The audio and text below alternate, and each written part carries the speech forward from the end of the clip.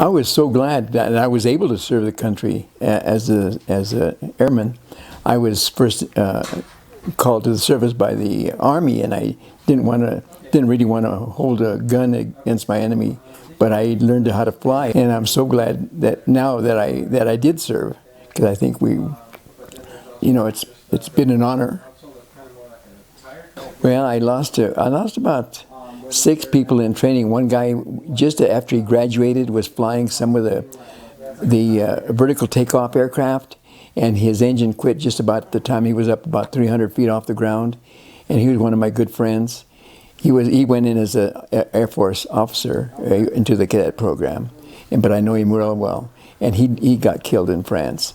Then I had two friends of mine that were stationed with me in the base in Yuma, and they took off and never came back. They flew into weather, and I think that was a problem there. And then I had a couple of 2 air collisions, and that was always a possibility because you have a lot of planes flying in the same area, and no guide. You just have to keep lookout for the planes that are in your area, and so those are. And I still remember them, good friends, and it just makes you realize how precarious and how your life is right on the very tip of something, like hanging on for dear life with the aircraft, but you get over that. Petee Smith, he was a roommate of mine, and I still remember what was really poignant about the whole thing is the week before, I happened to be in a nightclub with a date, and he came up to me, and you think a guy wouldn't do this at the middle of a big party that you're having, and he says, "Al, I know you're going to Mass tomorrow." He says, "Why don't you let me know when you're going?"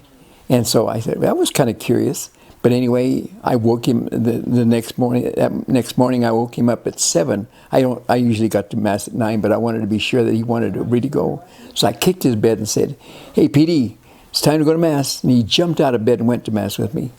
That was the last weekend he was with me, and I think he had a premonition himself, and that sticks with me really important. But he was such a nice guy. I was grounded at that time. And he had told me that he was going to help me out. And I said, "Don't you bother with that. That's my problem." And so I was able to get out of that problem anyway. But it really hurt when he died. That was in 1955 that he went down. But it was in 2005 or 7 that some people were in the bay looking for other aircraft, and they found my buddy's aircraft. So we didn't know exactly what he had done, but it confirmed that what we had thought he had done was going into the ocean. So.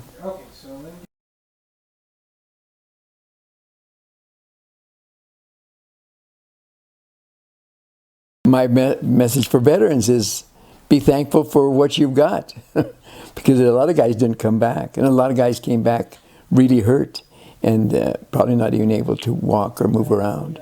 So, like in my case, I've been running since I got out, and I'm very thankful about that.